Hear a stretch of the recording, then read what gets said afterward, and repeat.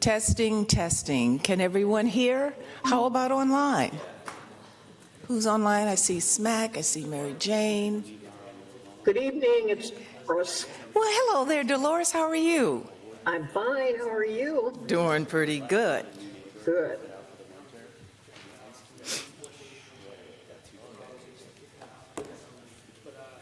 Okay. Is everyone ready? How about Vice Chair Cavey and Mark Tisdale and Mr. Gino and Mr. Check, and check. Attorney Winter and Gilda and hello, neighbors. Are we ready? Please.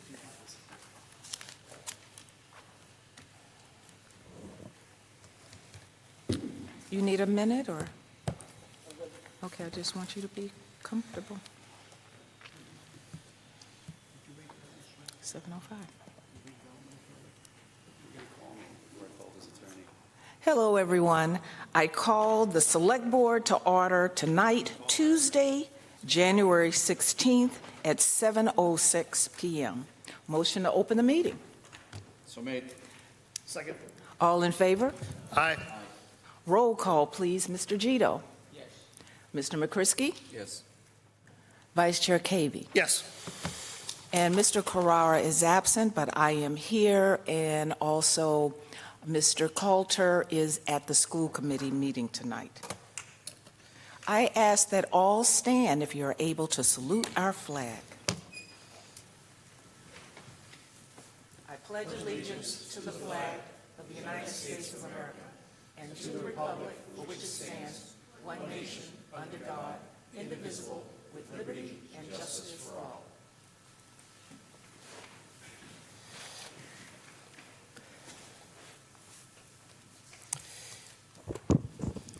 In accordance with Chapter 2 of the Acts of 2023, which extends the Governor's March 12, 2020, order suspending certain provisions of the Open Meeting Law, GLC 30A, Section 20, until March 31st, 2025. This meeting will be conducted both in person and virtually via Google Meets. The meeting will be recorded by Smack Cable Television and broadcast live and may be live streamed at www.stoughtontv.org.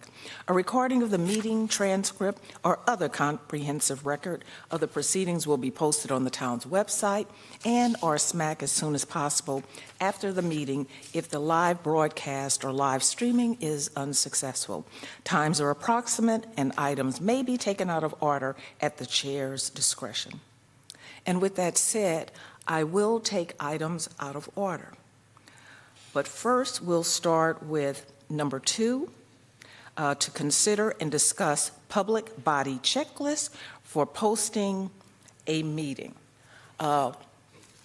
Mr. Coulter was to present the reason for submitting this information to us, but we do have it in our packet. And it reads from Tom Coulter, unless our assistant town manager would like to read it. There you go. Thank you. I'd be happy to read this. Thank you. From Mr. Tom Coulter regarding the meeting packets. Good morning, members. Unless otherwise instructed, the select board packets that you receive prior to your board meetings will not be posted online. As you know, agenda items and backup information can change from the date of the original posting. Those changes can cause confusion and mistrust amongst the citizens. Packets will be available to the public at each meeting. Attached, please find guidance provided to us from Brian Witter on this matter. Just to follow up, the town manager also had a discussion with me that he does believe in full transparency that after the meeting, all the backup information will be posted on the website so everybody can research it. Say this again, please. Sorry about that. I did have a discussion with the town manager today regarding this, and he will be posting all the backup information on the website after the day of the meeting. So it will be available for the public to view, but it will be the complete package that the board saw. So since it was Mr. Coulter that, I guess, started the whole process, it just it was unknown to us why this came forth. And can you shed a little background, like why? Why now? I don't know. I mean, maybe it was the way he did things in the other communities he worked in. But if you remember, for years, we used to just post the agenda and then give backup information to the board. And then it was public record. After that, anybody could request a copy. I think we'll just go the next level. We'll assume the public wants to view the information in the package that was discussed at the meeting and post it on the website the day after the meeting. Thank you very much, Mr. Tisdale. Any discussion on this topic? Okay, I see Mr. McCrisky, because I'm kind of puzzled by it. You know, just on this, in the past, I remember issues popping up that people were complaining that the item changed from what they got in the original packet that was put out, and it changed, and there were people that were, some of the comments made to me a couple times have been inappropriate, basically. And it was that distrust, you know, that one made the comment, what are you trying to hide? Why wasn't it out there? You know, why did I couldn't find out? So I can understand what they're doing, and I hope it's done. And I would tend to think it's going to be done the right way. But everything that we act on, the public has a right to see. But as we do know, we get updated agendas at 4 o'clock in the afternoon sometimes because something changed, you know, and they want us to have the latest information. So I think the bad side of it is if we weren't to do something like this, if we get our esteemed colleague, the attorney, brings something new that happened, you know, and we act on it, I mean, do we now have to say, you got to put this off, we can't act on it tonight, you know, because it wasn't in the agenda packet? So we're meeting the letter of the law still on open meeting law and documents, and I just think that if we're going to release something to the public, it needs to be what we voted on, you know, and what we acted on, and be accurate. So town manager's here, he wants to add something on it, totally up to him. Prepare these notes and I'll give it to you in 5 minutes. Okay, I was just at the school committee. okay, you want to take 2 minutes? We're talking about the item number 1, but take your time and, you know, you compress. See you later. And thank you for joining us. I know you were rushed. Be right with you. Mr. Gito, did you have your hand up second? Because I was looking to my left, and then Vice Chair Cavey. Yeah, I did, and I think that it would be best to table this until the town manager comes out. We could go to another item if you'd like, or whatever. At the board's will, are you willing to move to the next agenda item? We have a couple. We can talk about number 5, or we can talk about our consent agendas, just until Mr. Coulter gets settled in. Do you mind? Yeah. We don't No, mind. it's fine. Okay, we will. So let's move right along to item number 5, to consider and discuss location of memorial squares. Joseph P. DeVito and Charles F. Large. Mr. McCrisky, can you shed a little light on this? Sure, thank you, Madam Chair. Just doing the homework as to the 2 areas that were requested for them. Mr. DeVito's request was the corner of Pleasant Street and Park Street, where it meets Washington Street, so basically right in front of the, off to the side of the Historical Society. And there's no sign there. There's the closest one is over at Freeman Street for Bill Minucci, which has been there for a long time. So it wouldn't interfere with anything. It wouldn't interfere with the people on the sidewalks, traffic, sidewalk plows, all that stuff. So it doesn't interfere with anything. So that would be the proposed, and I would ask for a vote. That would be the proposed location for Joe DeVito. And I think I'm the only one that can say that Charlie Lodge, and I just wanted to double check with his family, but Charlie Lodge told me himself years ago, when I'm gone and they put a memorial sign for me, I want it right down on Low Ave, which is right down where he lived in Low Ave.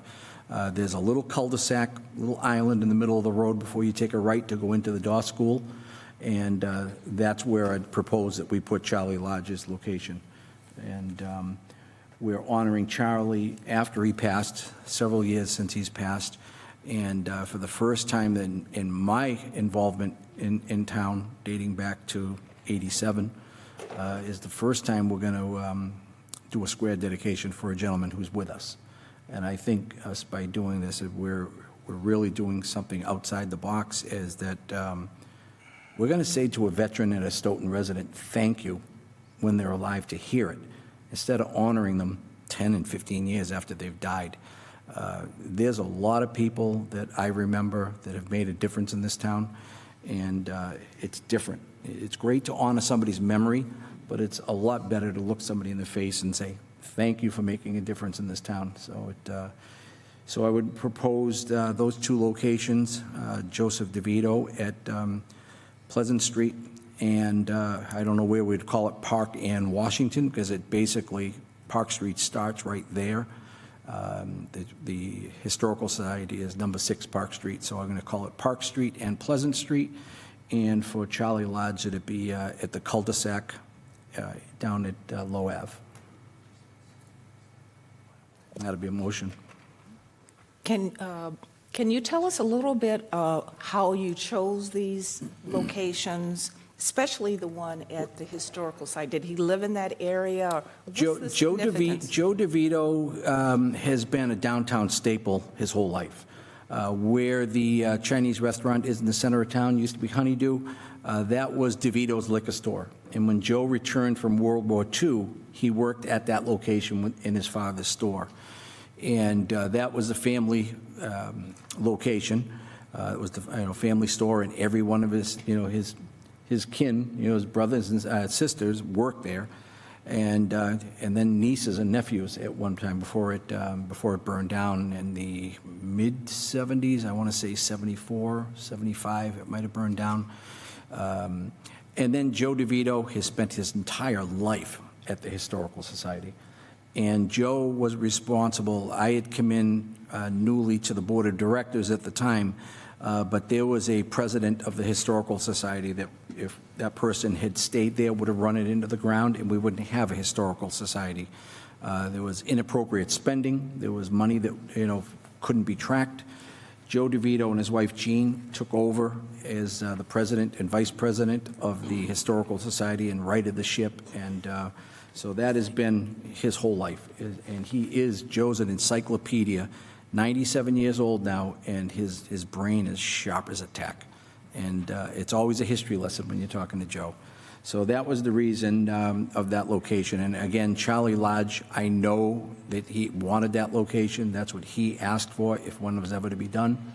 And so that's why we named that one. Great. Vice Chair Cavey. So, Mr. McCrisky, if you made a motion, I just want to second it. In doing all of this, every member of the select board has unique skills, but also unique interests, and your interest in pursuing these questions is a gift to us because we all want to honor these people, and you're finding the time to make sure that actually happens. So, I just wanted to thank you personally for pursuing this and for making this happen. You're never going to get an argument out of me for honoring people who risk their lives for our benefit and for our safety. And so I just want to thank you. Obviously, thank Mr. Large and his family, Mr. DeVito, who's still with us. I thank him very much for his service, and also to his family. And I think the locations are perfect. Thank you, and Steve, I appreciate all of my board members here that have supported it. I appreciate that. I think it's one of the nicest things we can do. There's a lot of people, and those of us, and I'll say that, and Mr. Gito can attest to this, because when I got elected in '92, and when I was involved just a few years before that as well, there were people I had different views with on the town. And as you get older, not that I'm old, but I'm older, when you get older, you start to understand what people said that are seniors to me, because they saw the change in the town. And sometimes change isn't good, and I can understand that. And they saw a different town. I'm looking at Miss Morris is sitting here, another townie. She can agree, like I can, that this town's changing, the face is changing from when we were growing up as kids here. And Lauren's dad, I remember Lauren's dad, a Marine, is probably the only one I could say that I've known that was a Marine other than Hank or Bowie, because Hank was a tough-looking dude in his day, Lauren's dad was like the epitome of what a Marine is. I mean, he was over, what, 6'3", something like that? About 6'3", and he wasn't skinny tall. He was like, that guy was like a walking truck. And, those are the people that made this town, our generation. There's people from other generations that have made a difference, and we see those names all over town. History point is Forrest Bird. You don't know who people are until you do a little research on them. Forrest Bird was a Stoughton resident, and he was the inventor of the Bird respirator. So the first industrial built respirator was, the concept was done from Bard's hardware store. He made little rubber pieces in between tin cans, and that was the whole philosophy. And he passed as a very, very famous man. And we got to remember those people. We got to remember those people. Again, Lauren's mom. If anybody doesn't know Lauren's mom, too bad for you. There's the only woman in town that had like a Rolodex in her car. If you didn't get a wave from Sheila, you weren't up the list too much, But those times are changing. Those times are changing. So I get off on that. I know, get a little long-winded, but thank my board members for support. Thank you. And on the motion, Mr. Gito. It was a motion, a second? On the vote? I seconded the motion. I don't Steve think it was seconded. seconded. Yeah, it was. It was Steve okay, seconded, yeah. That's fine. I'm in favor of Yes. the motion. Mr. McCrisky? Yes. Vice Chair Cavey? Yes. And I vote yes as well. Thank you very much. With that, we'll go back to item number 2, and then I see members, Dr. Beata and Madam Chair, approach, and I was trying to delay things until they arrived. That's what I was trying to do. That was what I was doing. Yeah, I was just dragging it out a little. I was just trying to help you, Madam Chair. Just trying to help out. It takes a 2/3 vote to break the filibuster. Hey, when I start talking history, man, I'll tell you, it's fun. Okay, we're going back to item number 2, which was to consider and discuss public body checklist for posting a meeting. We started discussions, but we decided to wait until you arrive so we can find, why now? Why is this pertinent now? Thank you, Madam Chair. It's been a priority for this board, as explained to me since the day I arrived. Communication and transparency. Just a minute, we cannot hear. Testing. It's been communicated to me since the day I arrived that openness, transparency, and information flow is very important. And we take that very seriously. If we look back over the past year as to where my team and this board have been criticized, it's when information that's posted on the previous Thursday changes on the following Tuesday. And it changes for very good reason. 4 days in the life cycle of a municipality is a lifetime. By way of example, we passed the budget a week ago. We presented to you the town manager's budget, and it's changed by $300,000 in a week because we ratified contracts.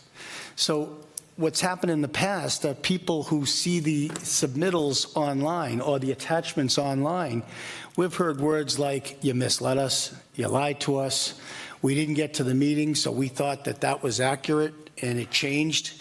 And there's, as Brian will explain, there's absolutely no open meeting law or open meeting law that requires an addendum 4 days earlier that shows the attachments.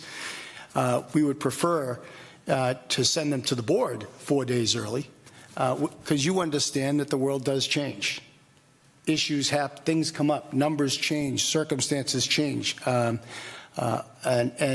we make you aware of that prior to the meeting so we can deal with it during the meeting. But I don't know of any other solution. Other towns don't submit or don't post, not many other towns post the entire attachments.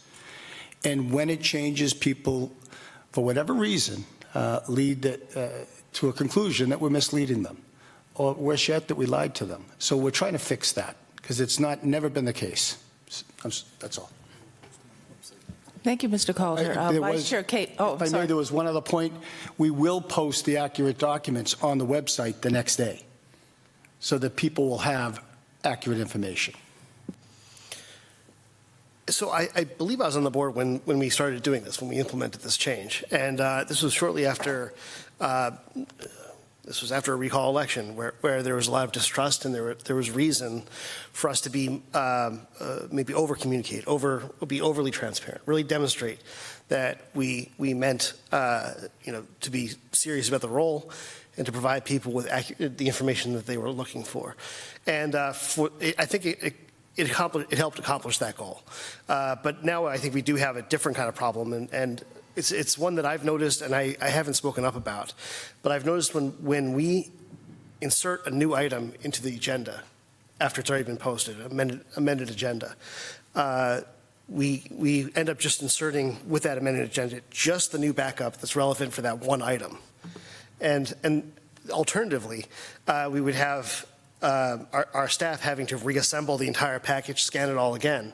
So anybody who's picking that up, if someone wants to look at this agenda, 4 or 5 years later, there's something that they remember, they want to remember what's going on. They run the risk of having sort of multiple agendas that they have to look at to assemble a package on their own. And I was concerned about. I've been concerned about that it's not. I don't think it's right to reassemble the entire package all over again. But at the same time, we end up with all this information not attached sometimes, and sometimes it's attached. The idea of having the meeting and then after you've had it, then submit a package that includes everything that was discussed during that meeting so that it can be memorialized. People can actually look at this thing in the future and actually be able to put together the story of what actually happened during these meetings does make sense to me. I don't get the calls, so I don't know how much confusion or how relevant it is or how upset people get about it. But, our goal has been transparency, provide information. And we did that, we overdid it to the point where we were giving information that was subject to change in only a short amount of time. The idea of making sure that information is still distributed, but that it's more accurate. I'm entirely behind. So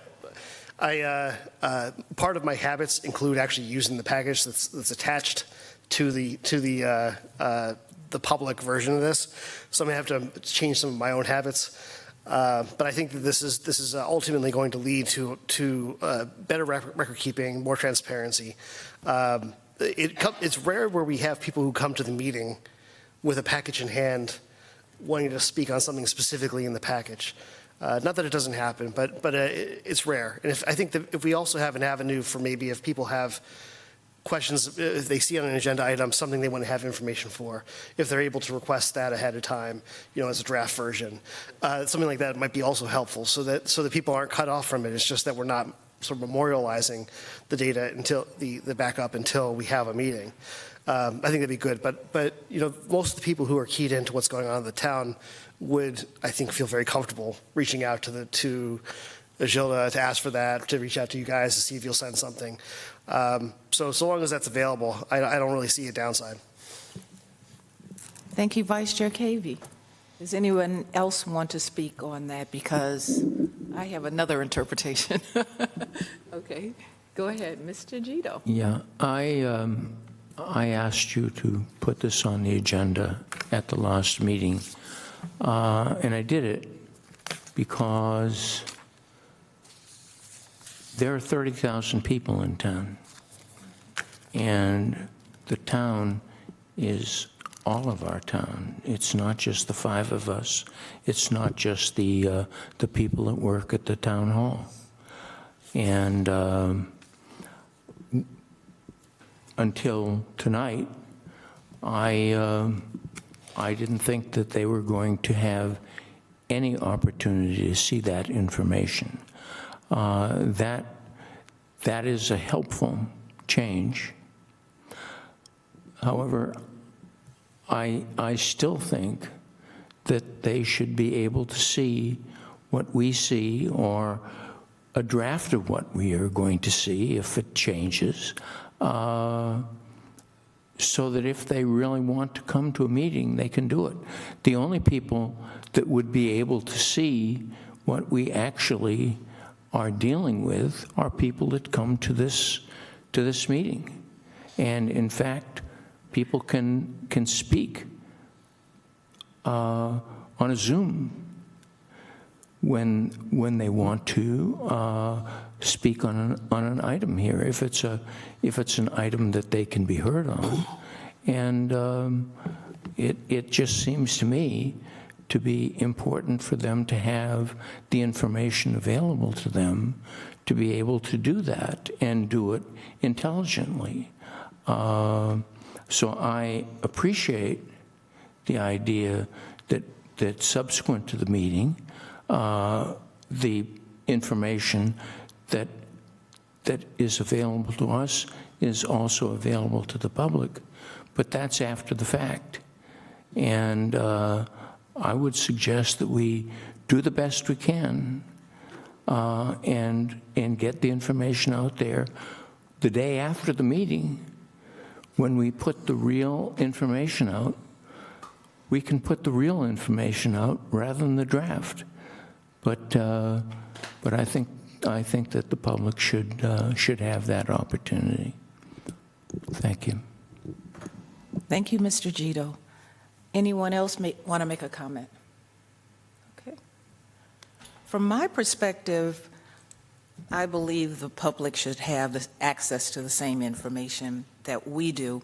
I check and I double check the information that I receive, because I receive a hard copy. But it's easy for me to go online and find the information if it's the same thing that I received in hard copy, because things do change a lot.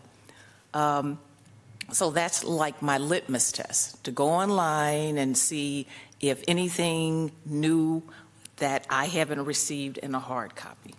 So if I'm struggling with that, and maybe it's not a struggle, maybe it's just me being overly cautious, I think that everyone should have that ability to have the same information that we do, in case they have questions.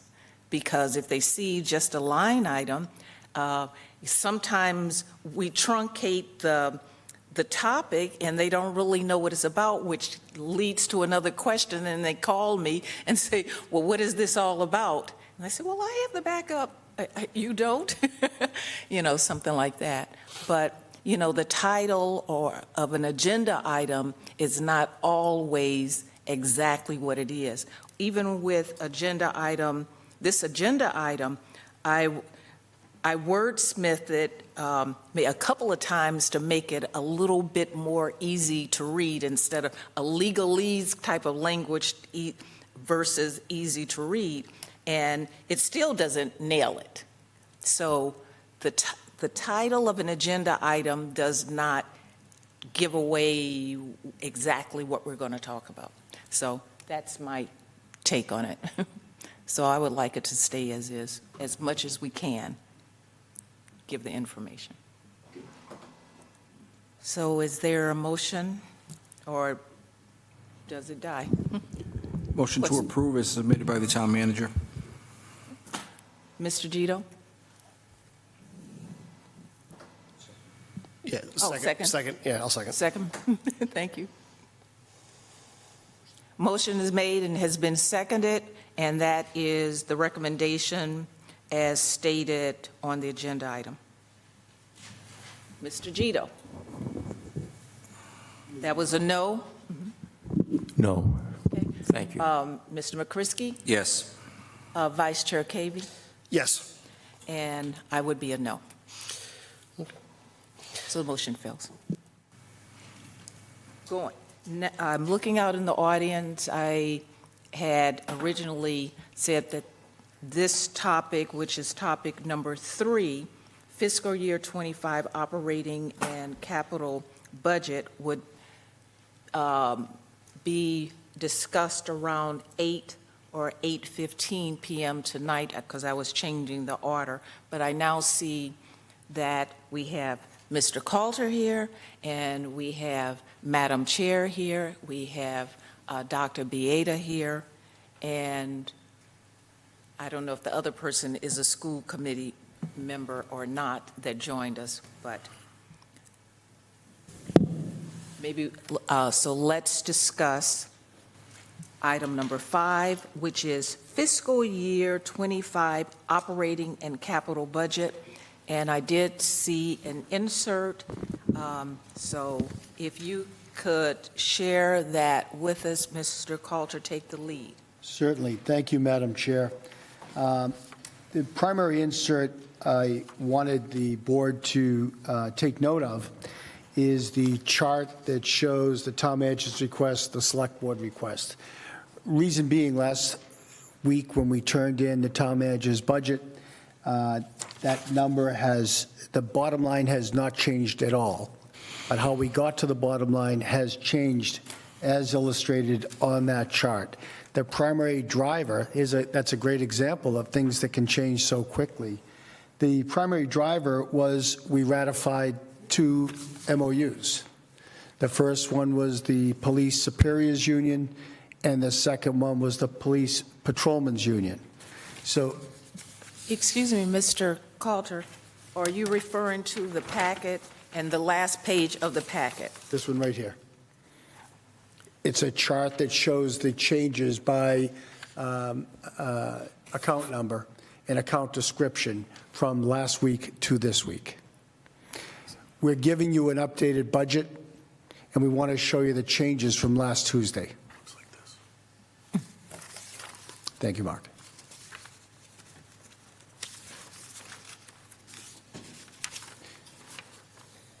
Do you have it? Yes, I do. So as you recall the process, on January 28th, my office was required to submit to you by December 31st a balanced budget. We did not yet have the school budget, and we did not have the impact of the 2 contracts that we ratified that very evening. So we had to go back into our budget, and we had to, although we, as I said, we did not change the bottom line, we had to adjust numbers to come up with the money to fund those 2 labor agreements, those 2 MOAs. We were able to find the money within our budget that you passed, meaning bottom line, but we took it from different accounts. So this chart is purely to illustrate and to display where we took the money from and where we put the money in. As I said, and I know I'm saying it a lot, the bottom line didn't change at all from the one we presented to you. The numbers just change around to be able to fund those new MOAs that the board ratified last week. So I want to point that out first, as the budget you have in front of you has been, I believe, yes, has been updated so that these changes are in there. I hate to submit a budget to you a week later as our budget, then change the numbers, and I'll point out where the changes are. So this shows you where the changes are in the budget. The second point is we did not have, as of this morning, the school budget. We have it this evening, and you'll be able to vote a budget tonight, which is a balanced budget, should you choose the mechanism for balancing it. So first of all, are there any questions on this chart, which are the additions and subtractions to the budget I submitted to you on the 28th of January? Excuse me, the 28th of December. Yes, Vice Chair Cavey. Through you to the town manager, I appreciate all this work. I'm grateful that we were able to work it out within our budget. The question I have is in no way critical to any of this, but I'm just curious. I know that the way that we've arrived at our budget in the current year included a net decrease in FTEs. Mm-hmm. With these changes, do we have an additional reduction in FTEs, or since these were positions that were not currently So the, filled, is that calculation different? great question, Steve. I'm glad you asked it. The FTEs haven't changed. In the budget that we submitted to you and that we're asking you to vote on tonight, we have a net reduction of 5.64 FTEs. However, knowing quite well that we will not be able to fully fund or fill the patrolmen's positions in the police department in FY25, we have kept the FTEs in the org structure and in the budget, but we have defunded them. And we're using that money from those line items to fund the increases in the patrolmen and the superiors' budgets. Okay. So the FTA for patrolmen will remain at 50, as it is right now. That's the minimum staffing level. We just defunded 4 of those positions to pay for these contracts. That approach makes sense. So in future years, it doesn't look like we're increasing the FTEs. In fact, they're staying stable. We're It's just not funding 100% them in the current correct. year. That was the thinking, Okay, I follow. Thank you very much. certainly. Thank you very much. Does anyone else have a question? Because I do if no one else does. I had one, don't have it now. Okay.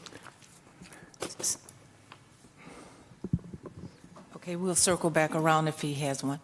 So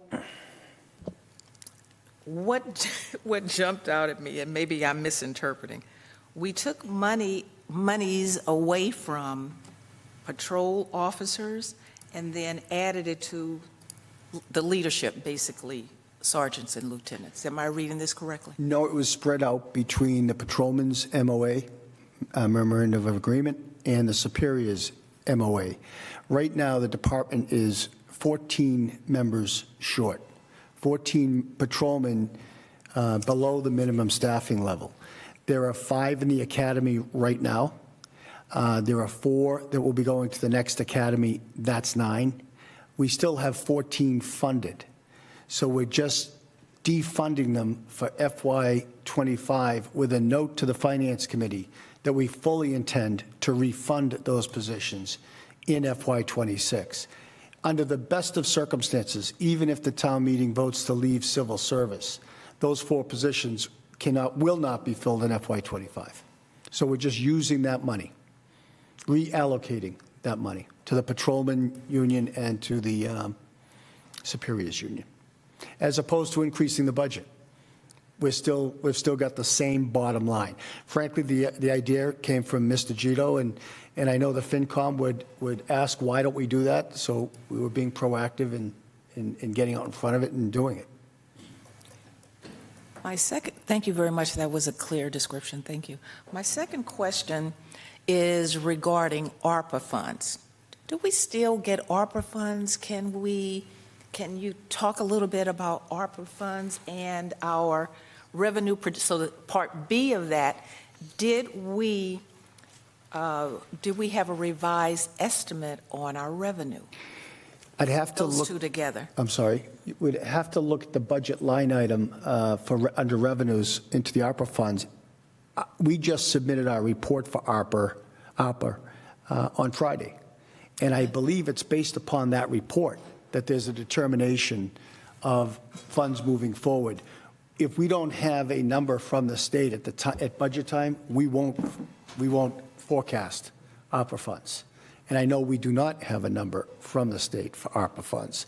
So that, if that is the case, and I can confirm it getting into the budget, my sense is it's not funded in FY25, that if we hear that they are going to fund it, it'll be a nice increase to the revenue projections. That's what I was looking for. So thank you very much. It's the same, Madam Chair, as you'll note when we get to the second issue, which is the school committee budget, the school department budget. It's at a fixed time today, but if House 1 or the consensus revenue by the House and the Senate come in higher, then that'll increase our revenue projections and give the schools more money, which they will need because they have just reduced their previously submitted budget by approximately half. That's right. Governor did send out notices that she was cutting the current budget, and we don't have any way of knowing what she's going to do going forward or in the next fiscal year. but as we get closer to around the fall, would we have a better idea? Sure. Is there a timeline for us? The reductions in the state budget in the current fiscal year, known as 9C cuts, mean mid-year cuts. We were fortunate, we escaped significantly. The mid-year cuts were made only to the outside section of the current year budget, which are called earmarks. So it cost us approximately $50,000 of the $100,000 they gave us in an earmark for the train station, and it cost the fire department approximately $40,000 of their earmark for nozzles and small material supplies. But that's the outside section that was in our capital budget, not our operating budget. There are no current 9C cuts proposed yet, and they don't expect any for the remainder of this fiscal year that'll hit the operating budget. As I explained to the school committee tonight, we'll get House 1 next week. House 1 is the governor's suggestion. It's not part of the budget process. It's not the starting point for the budget. It is just the budgets. It's just the budget proposed by the governor. The legislature does the budget. Recognizing that municipalities needed to know what their Chapter 70, Chapter 90, and unrestricted local aid was going to be much earlier in the process than July 1st. In fact, the legislature didn't even get the budget done on July 1st. It was sometime late July. The House and the Senate will do what's called a consensus revenue number, hopefully as early as the first week of March. In that consensus revenue, it's the legislature guaranteeing, absent a governor's veto, what the number will be for local aid, Chapter 70, Chapter 90, and unrestricted. We can rely on that number, and that number will be higher than the House 1 number we get next week. The legislature never underfunds municipal aid beyond what the governor has funded it. It's kind of a competitive thing they have going there. And then we don't know the final number on the rest of the budget until they vote it in July. But the consensus revenue number is one we can run with by mid-April. And the schools will be relying heavily on that number to be able to adjust their budget to cover their needs. So that's the process. The governor's budget next week will give us the floor. It'll be the minimum. Now, keep in mind, we've budgeted in this an assumption of 3% local aid increase. That's in your current budget. So we're looking for any increase above the 3% to be able to support our colleagues in the school system. Thank you very much. Any other questions? All right. Ready to move on? We'll move on to the schools, if I may. Yes, please. Should we ask them to approach? I think that would be appropriate. I've handed out to you the worksheet, which they were going to vote on tonight, but I'd ask the Dr. chair and Baggett? the superintendent if they would come forward. Please. Did everyone get these notes that I circulated? Yes. Okay. We have a second member as well. Hello, Dr. Veda. Hello, Madam Chair. Thank you. Madam Chair, we will be as kind as your committee has been to me 2 straight weeks. We appreciate that. Should we say hi, neighbor? Okay. So who would like to start with the discussion? Madam Chair, early this evening, the school committee met and reopened the FY25 budget with the suggestion of the 3.8% increase that the select board has put forward and asking for $2 million in free cash.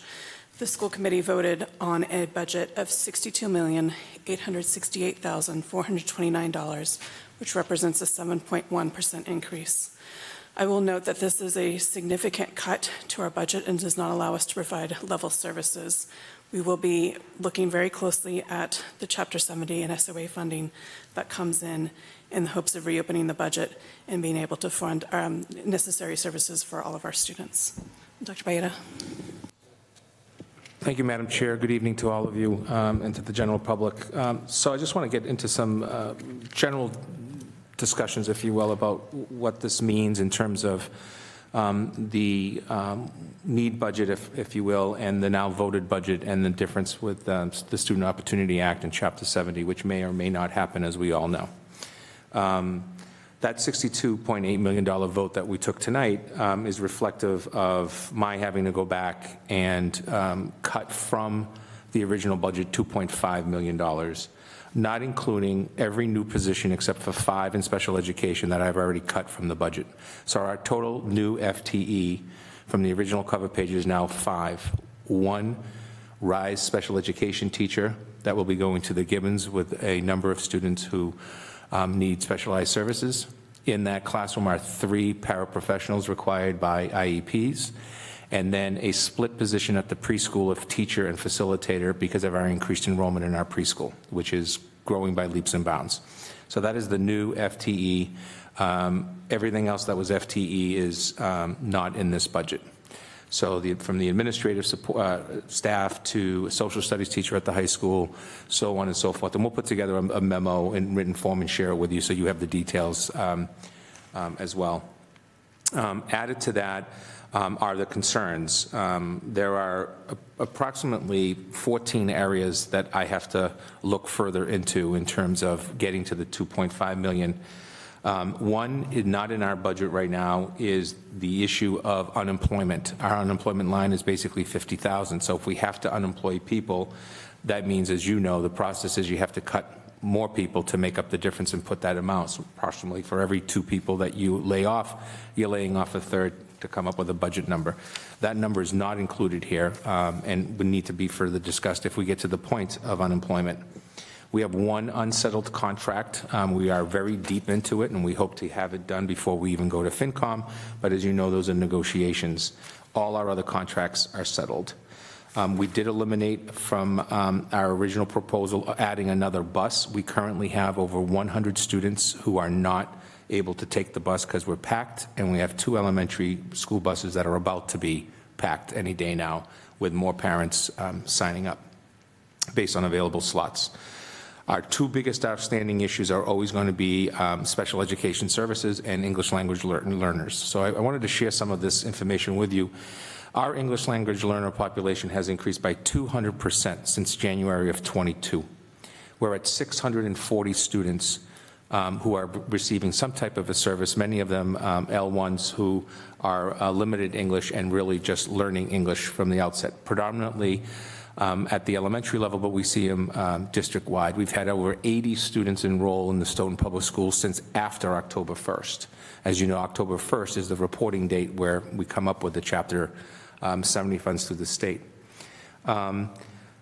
Unfortunately, when you see increases in class sizes, the other thing that you see is an increase in special education costs. It goes hand in hand. Every superintendent will tell you that. It is what it is. Our sheltered population, which right now is funded through a state grant, it's the going joke in the superintendent world, and probably Mr. Coulter as well. We've been told we're getting the money since August, so who knows when that money is going to show up, but it's $104 per student. And I just want to take you through a story that's happened here in Stoughton. And I mentioned it to the gentleman who's the general that's running this for the Commonwealth. The price gouging that's going on in transportation is pretty significant. We are currently, as of this week, we were able to find another yellow bus to go to both the Sonesta and to the Hampton, of which those students will have to start school somewhat later than the regular day, 84 students. At $104 a day, it's a pretty good amount of change. In 180 days of school, it's about 18 grand. It's actually more than we get in Chapter 70 funding, if you think about it. So hopefully it comes through. We just don't know when those payments are coming for the current fiscal year, and those students are not part of Chapter 70 for next year. But we know that both hotels have contracts until December of /24. So more than likely, those numbers are going to get higher because the Hampton still has space, and we're hearing that there are more students come. $55 per day per student to go from the Sonesta to the Hanson or the Wilkins or the high school. $55 per day per student. That is just outrageous and really not fiscally prudent of the Commonwealth to not really take a look at that. We were lucky that our yellow bus company was able to find, we were short 3 drivers. We're now back to basics, if you will, and they were able to get another bus, and we can get it for a much better price and save some money. We don't know if that money is available fiscal year next year. So that's not included in this budget because there's no way for us to count those kids as part of our budget process, if you will. Cuts to the software and technology, that's a direct service because we are a one-to-one district. Just to let you know, are not in this budget. Curriculum and libraries. The 5 new positions I spoke specifically about. No new general education positions, no new administrative positions, and then we'll talk about what I call the dreaded discussions, which is staff cuts, which would be anybody from support staff to administrators to classroom teachers, and of course, we always try to go last with any impact in the classroom. So that is the reason why the SOA money over the last few years, and I want to talk really briefly about SOA money and why Stoughton this current fiscal year received $1,339 per student, while the community that I just left to come to Stoughton got $60 per student. Actually, 128 communities in the Commonwealth received only $60 per student. And to Mr. Coller's comment, it actually started at $30, and then the state legislature made it $60, because that's usually the game that happens there, if you will. It's been stuck at 30 and 60 for years. We still don't know how they came up with 30, because it's been 30 for over 20 years, if you really take a look at the time of Hold Harmless, which really started about 11 years ago. So the issue that we have is that Stoughton's demographic shift in high needs, poverty, ELL, and special education are the reason why we were the 22nd highest community for SOA money in the entire state. We're with Framingham, and we're with Worcester, and so on and so forth. One other community nearby actually was higher than us, and that was little small Avon next door.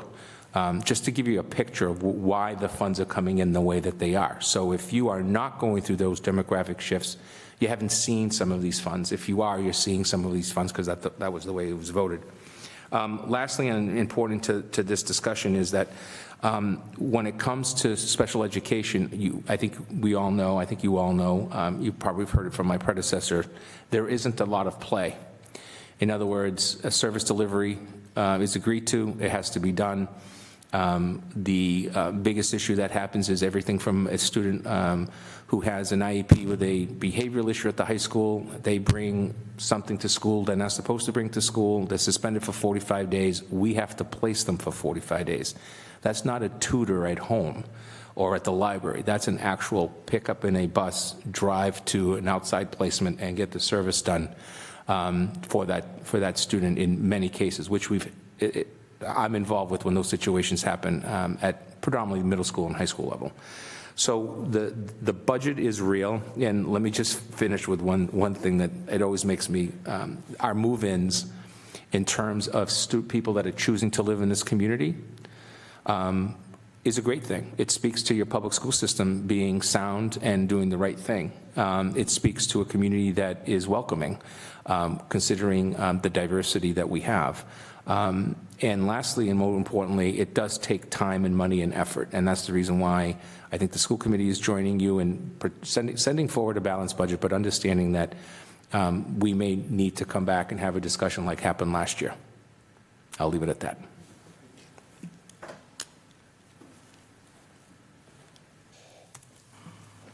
Thank you very much. Any other comment, Mr. Coulter? If not, then I'll ask the select board if they have. No, ma'am, I have no questions. Just want to say that I really admire the school committee chair, the superintendent, and Vice Chairman Cavey for the work they've done in getting us to this point. This has been a wonderful collaborative effort, and although it's very difficult, it's going to be more difficult moving forward. Working together, we can accomplish almost anything, and that's what this is proving. So thank you, Madam Chair, for the opportunity to say that. Thank you very much.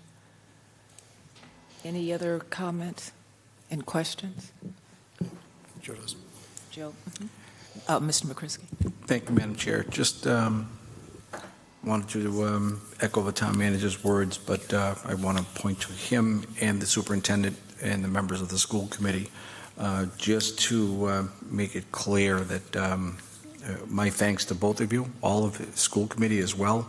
It was a difficult process, and Vice Chair Cavey, who was giving us information, on how your meetings were going, which is good to know.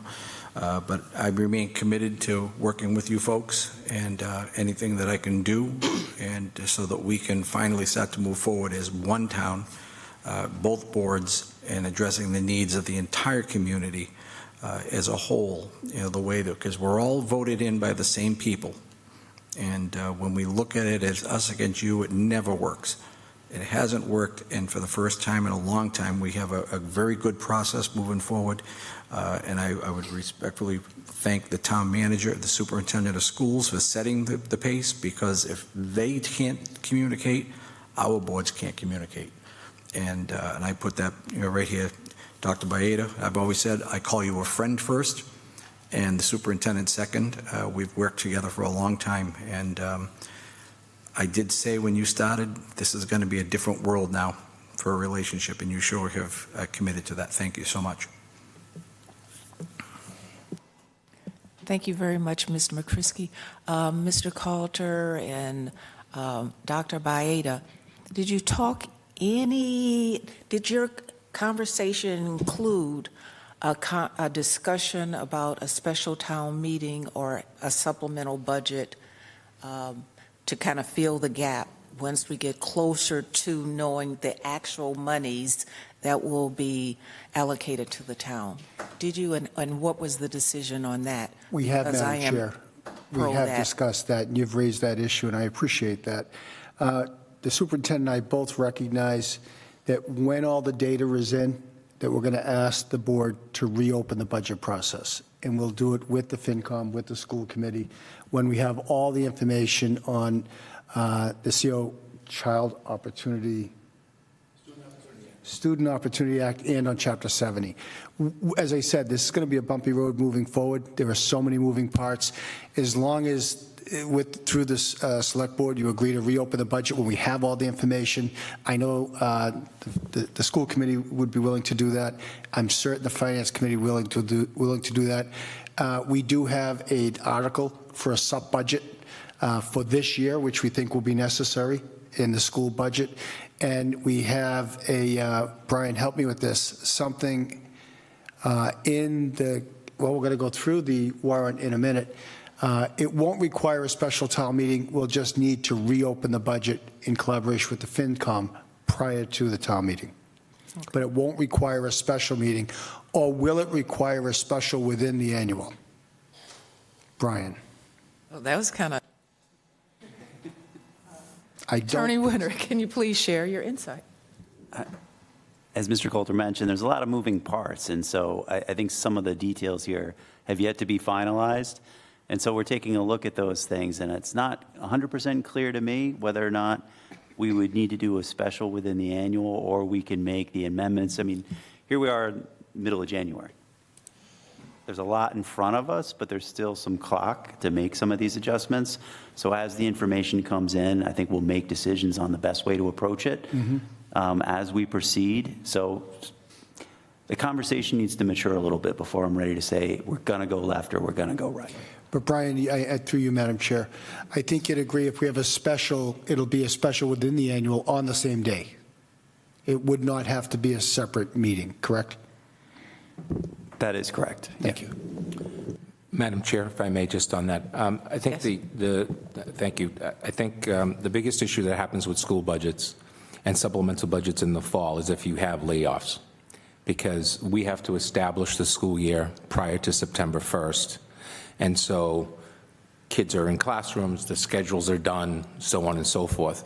We can't just add general education staff in October, November special town meeting. It wouldn't work for us. It would be the whole, believe me, as someone who's gone through it, you're not adding new positions in terms of you're bringing back positions. Those are two different. And I recall that in FY22, there was a special town meeting to add positions to the school department. And so that was addition of positions that were needed. That wasn't recalling people back. That's a different process for us. With a different expense, and then the direct services changing for students, general ed or special, in most cases general education, but in any student situation. So ideas that are always taught, that are always out there is, if you do that, then you're zeroing out other line items that don't impact people and you're running a negative, I don't think that's a very good way of running a business. But recalling staff in the fall is very difficult for us to do. Madam Chair. Yes, Vice Chair Cavey. If I may. Please. So I actually just want to make a couple comments. First of all, as a taxpayer, as a parent, I just want to thank you for all of you for making some very difficult decisions and facing that challenge head on. And so it's always a relief when you see people who you entrust. I should start from a different place. I'm going to start with, you never know what you can do until you're tested, right? So we'll start with there. And the fact is that Mr. Superintendent and also the members of the school committee have been tested. And, I'm very, very proud that you're representing us in our schools, all of you. You've done a remarkable job. And I support everything that you've done here. I've looked at, as we work through some of the possibilities of what discussion might include tonight, I wanted to get a picture of all of the budgets over the last 10 years, what were all of their increases and decreases in the last 10 years. It's joint costs, municipal schools, just to get an idea of where are the guardrails, what when it goes to town meeting, what are things that are going to be shocking, but also what's going to be very normal for them to see. And one of the things that popped out right away to me is that there is almost no correlation between how our budgets rise and fall year over year. As ours go up, yours goes down. It's all over the place. And part of what that says is that we're not sharing a cycle where when we're having a tough year, you guys are as well, or vice versa. And I think the way that I see that is that this, so long as we're able to work together, when we're in good times, then we're there to support you if you hit a challenge, and vice versa. If we hit a challenge, the schools have always been there to support the municipality, and that willingness to participate, to collaborate, and be partners in this is something I'm very grateful for. The increase that we're seeing here is not. It's not even in the ballpark of the highest one either the town or the schools has asked for in the past. This is very, very much within the realm of this should not surprise anybody or worry anybody.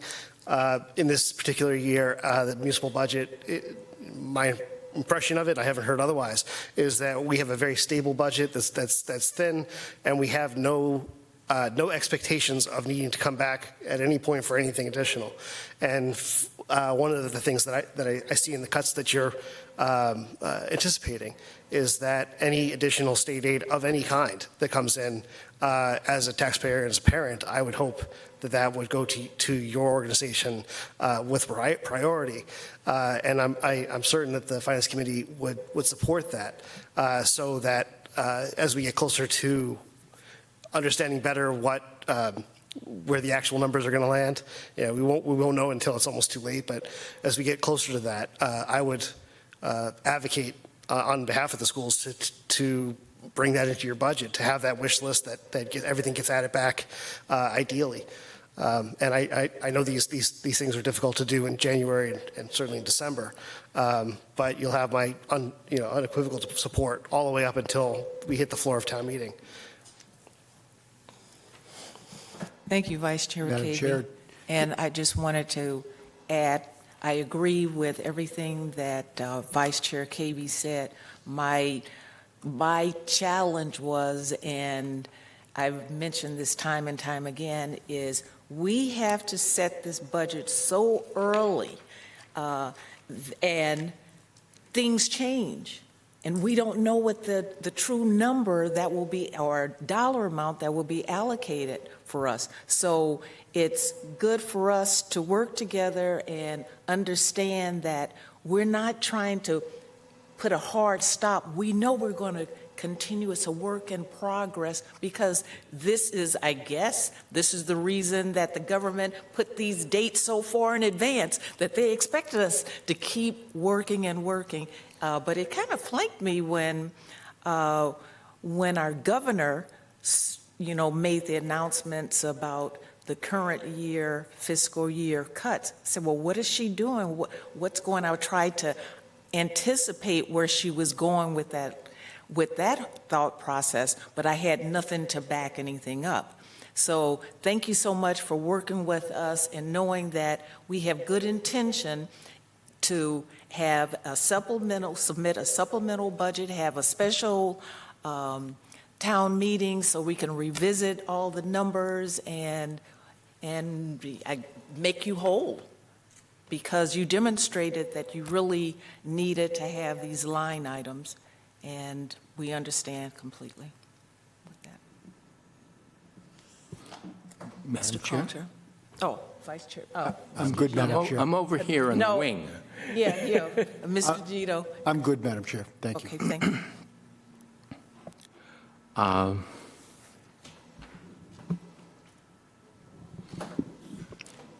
I think that educating children in the community is one of the most important things that we do.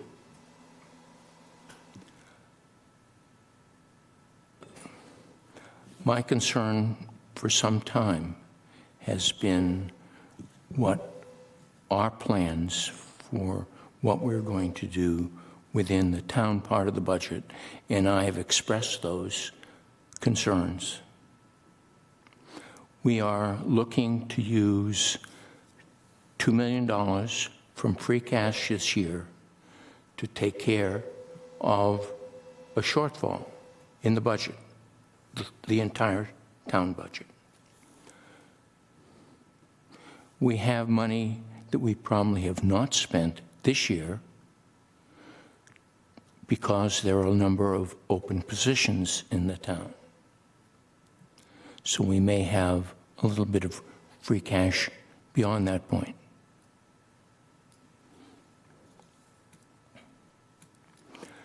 We also have signed contracts with the police and fire to get out of civil service. And that is going to cost the town forever about $2 million. I could be wrong, but it's pretty close. The combined budgets of fire and police is about $13 million for salaries. 15% of that is $1.95 million. 10%, of course, is a little less. But that's going to be forever. I think that we need to take a look at our strategy for this next year. We need to get our house in order. You know, I think that there are a number of ways of dealing with some of the issues that we want to deal with. And I've said that before, and I'm not going to probably stop saying that.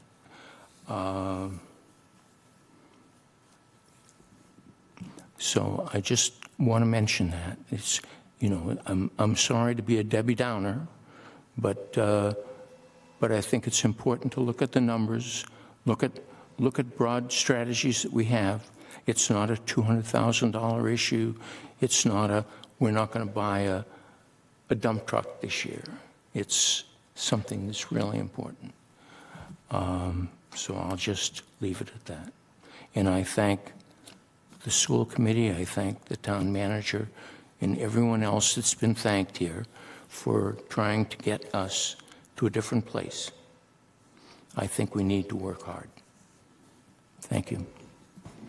Thank you, Mr. Gito. So the budget for the upcoming fiscal year is based on the current budget, correct? It's not based on actuals. It's based on budget. Say that again, Madam Chair.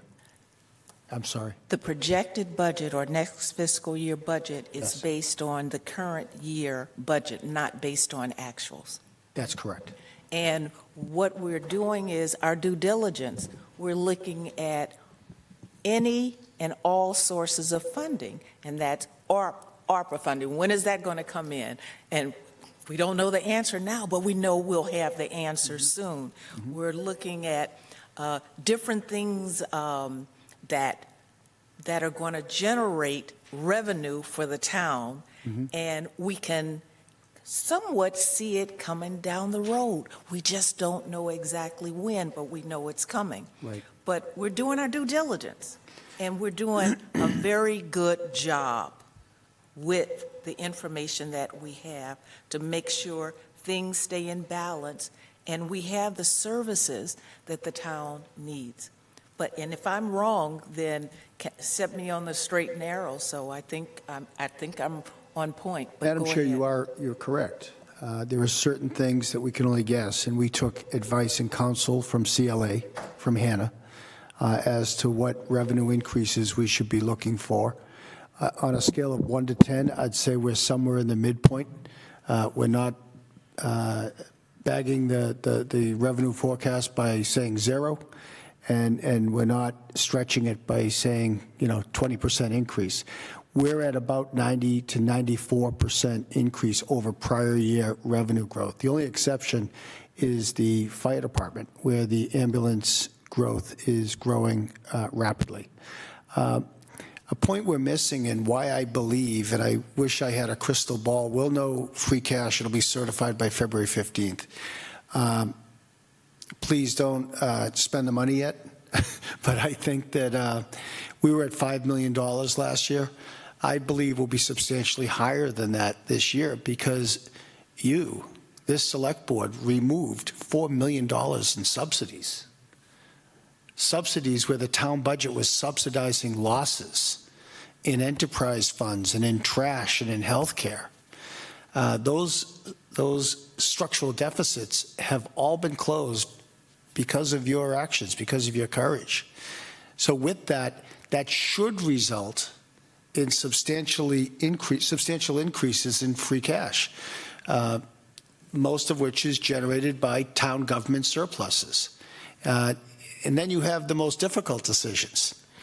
Do you change the tax rate, lower the tax rate, or pay cash for your capital investments? That's a wonderful situation to be in. That's a very difficult decision, and you'll get people on both sides. But it's like anything. When you have cash, there's something to fight over. When there's no cash, there's nothing to fight over. We're going to have cash. And so we're going to be able to address some of the major problems. I know what Lou's referring to. If the type of growth or the type of needs our school system has and our children have, it's not a municipal need. It's not a town-wide need. It's a school need, and we're all part of that community. So it's a need of all of ours. Then we have to look at the structure, the financing structure for schools. 2.5% increase every year above the limit may not get us there if we're going to remain a top-tier school. And so those are the policy discussions the school and the town are going to have and its residents in the future.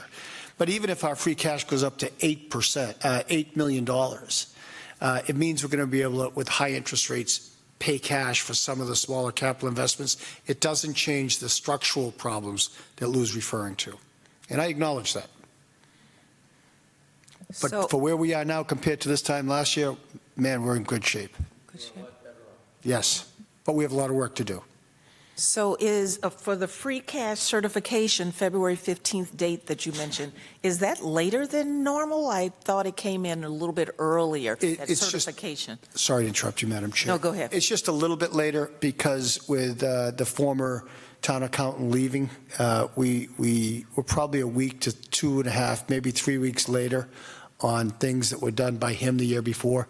So maybe it's a little earlier. I'd always rather come in sooner than later, but we're ensuring it'll come in by February 15th. It'll be certified by February 15th, which is still plenty of time to make plans. Okay. And thank you. We didn't say it before, but thank you for everything that you do. And I was just reflecting on, you said the Visiting Nurse Association, how you changed the billing structure and things like that, and you're turning that around. You've done a lot to turn things around, so we're going to reap the benefits of, and I'll put it under the heading of our due diligence. The only objection I take to that, Madam Chair, is the term you. You folks and my predecessor left me with an extraordinary team. We haven't replaced anybody. I mean, the work this team does, including the gentleman to my left, is just off the charts. I'm just the maestro of the band. They're the talented ones. But thank you for saying that. You're quite welcome. So if there are no further discussions, we can vote. Let me try to clean things up. Okay. So in this case, we are voting to transmit the budget to the Finance Committee. This is the fiscal 25 operating capital budget as presented by the town. And Which sheet are you reading from, just so we can? I'm not reading from any sheet. Oh, okay, This go is ahead just then. my understanding of what our requirement is, our statutory requirement. May I make a recommendation, Mr. Vice Chairman? Yes. Is in this budget, we didn't know what this information would be until Yeah. 7 o'clock tonight. May I suggest that you vote the budget with any amendments you may make? Vote the budget and then spell it out with this existing municipal budget plus this bottom line, an increase of 7.1% for the schools. And then what we will do is fill in that number on the blank of the draft of the transmittal letter, Madam Chair, that you helped draft to send to the Finance Committee. In other words, we don't have the bottom line yet. Yeah. So in that vein, and if since we actually have a lot of knowledgeable people here, and it's always nice to have town council to make sure we cross our T's and dot our I's. So if I misstep, feel free to step in, anyone. But I vote that we transmit the municipal budget as presented by the town manager and incorporate the adjusted school department line item to, I'll make sure I'm getting it right, to, it would be 60, is it the 62,868,429? Yes. Representing a 7.1% increase of $4,230,625 increase, which would be 7.1%, into the budget, and that we submit that budget as amended to the Finance Committee. Mr. Winter, are you good with that? Thank you. I am good with that.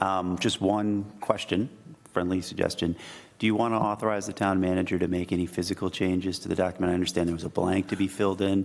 If that's taken care of, then no problem.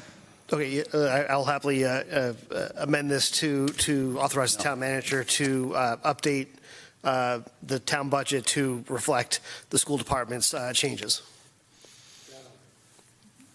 No other changes. No other changes. Can I get a second on that? If not, I'll second that. Second. Okay. All in favor? Aye. Aye.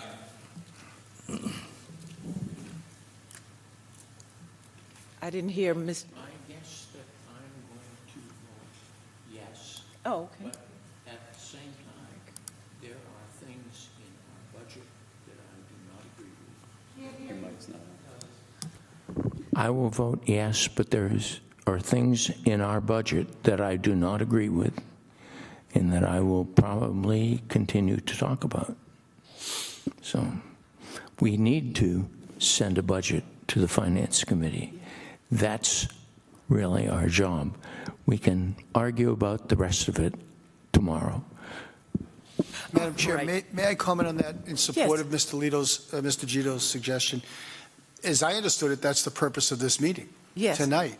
If there are changes that, through you, Madam Chair, if there are changes that any member wants to propose, this is the night to propose them, and as long as Mr. Gito gets a second, it'll be brought to a vote, and we'll be happy to make those changes, as long as they're not cuts that are additions that are too significant. We'll find the money in the budget and maintain the bottom line. We will do that. But that is the process. I don't want to create a budget and lock out individual members from their input. I've taken, I think, most, if not all, of the suggestions of the board members in the budget I submitted. But this evening, it is the opportunity to propose further amendments. And as long as they're not hundreds of thousands of dollars, we can find the money in this budget and not touch the bottom line. Madam Chair, Yes, Mr. Gito. They are hundreds of thousands of dollars, and they are where we go, and they are related to what I said earlier on. And that's the point. I mean, whether or not we're heading down path A or path B is really the issue. And I think that's important to have a discussion about. And I don't think that we've had. I think there is time to do that. I'm hear not. your point. I hear that point. Okay, thank you. I'm now clear. You clear? Okay. So So- we had a motion. And it's seconded, and I voted yes, I was the last. And you voted yes, it was unanimous for those people, those board members that were here. Madam Chair, can we get a 5-minute recess? Yes, please, we'll take a 5-minute recess. Thank you very much.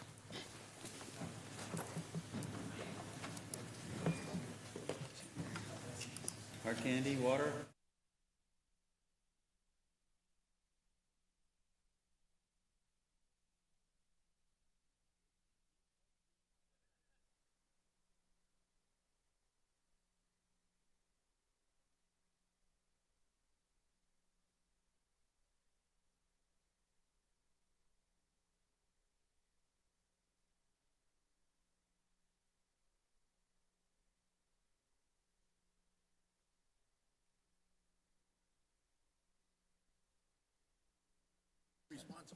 Hello, everyone. Thank you so much. It's 8:37 p.m. And, oh my gosh, item number 4. Item number 4 is open the warrant. Votes may be taken. Mr. Tisdale.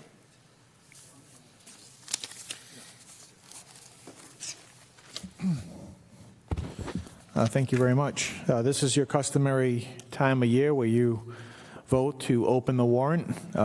As you know, for the last couple meetings, you've had a summary chart of where the warrant is now with the articles listed. You have one tonight in front of you, also in your package. That's secondary at this point. I think the primary purpose is for your board to just make a vote to open the warrant. I believe you do have 3 more Tuesdays to go through the actual technical details of each article, if you have any, or adding articles, or go through discussion for adding articles. Yeah. Thank you very much. Vice Chair Cavey. Because there's nothing, no responsibility other than simply opening the warrant at this meeting, I would just like to make a motion that we open the warrant for fiscal year 2025 special annual town meeting. Second. All in favor? Aye. Aye.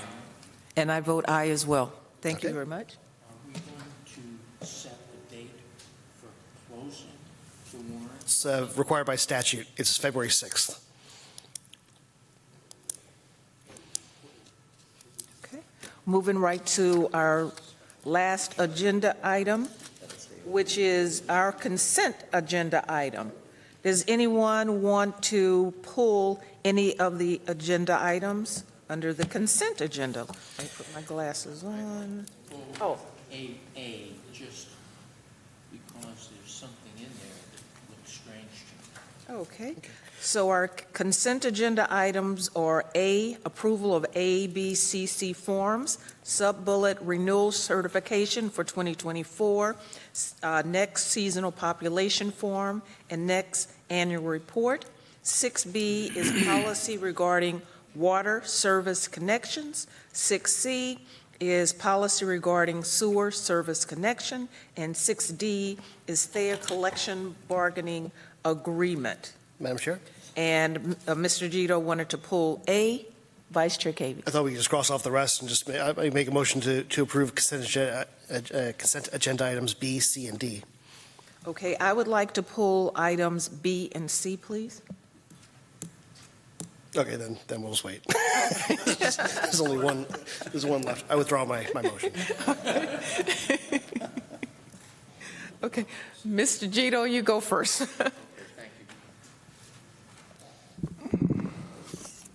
I'll be brief. On the next to last page of this, this document, there's a line that talks about the residential population of Stoughton, which is not 25,262. It's probably closer to 30,000. I don't know, 29, some other number. And at some point, maybe, I mean, it would seem to me that we ought to be able to get the number right. I don't know what significance it has, but I thought that various size communities had various opportunities for licenses. I could be wrong, because Mr. McCrisky would know the answer to that if he wants to share. Yeah, Gilda, please tell us what the source is, because I know depending on what source we use, that number fluctuates, give or take. I got it, Gilda. Yep, thank you. Okay, thank you, Mr. Tisdale. I actually asked this exact question today to our licensing clerk and through the clerk's office. That is actually the town census data number. This form specifically is mostly for places where people flock to during the summer. It's called the Seasonal Population Increase Estimation Form. I'm not sure if that's the case in Stoughton. It's mostly for maybe some Cape Cod community towns, things like that. It is really information that doesn't benefit our town at all. But the information is taken from the town census data. There is federal census data that we get every year that shows a larger number. But this information required on this form is based on town census data. So the answer is, the question is irrelevant. Let's go on. Did you have another question regarding? Okay, thank you. And moving right along to 6B and C, which are the policy. What was the language in the previous policy? What changed? It was B, policy regarding water service connections, and C, which was policy regarding sewer service connections. I just was curious, what was the change? So I can take that one too. I think maybe about 2 months ago, maybe a month ago, time flies by when you're having fun. Your board voted to actually enact some policies in place with water service connections coming in front of your board all the time, unless there was an issue where we had a water ban. Much like what you do right now with sewer connections, you have an agent of the town, which is your town engineer, with his engineering department, who reviews all the sewer connections and issues permits, and they don't come to you.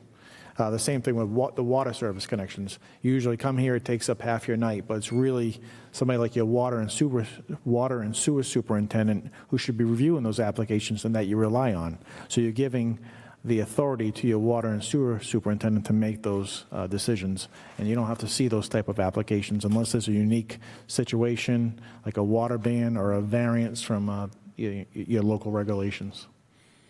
I know Mr. Winter wrote these regulations, so he probably can add to that. Yeah, if I may, Madam Chair, I'm happy to chime in a little on this. Attorney Winter. So your initial question was what changed in the policy? There wasn't actually a written policy memorializing the board's position on this. The board had a practice. The practice kind of evolved, over the years. But I think it was, as Mark recalled, maybe a month or two ago, there was an application before the board. The board spent a considerable amount of time reviewing it, and essentially the board, I believe, reached a consensus that this is something that the departments could do. You have an engineering department that reviews these things on a staff level, very technical kind of applications, and the thought was to delegate substantially this task as a routine matter to those departments, but there was no policy to reflect the board's vote. So I offered at that time to write one. We added water and sewer to that, so we wrote two, and they're very, very similar, and then to bring it back before the board. And so that's what you have, is just a written document that we can now keep in each of the departments and in the select board's office, memorializing that. So anyone who does business here with Town Hall, whether it be a residential or a commercial or industrial customer, will know that process.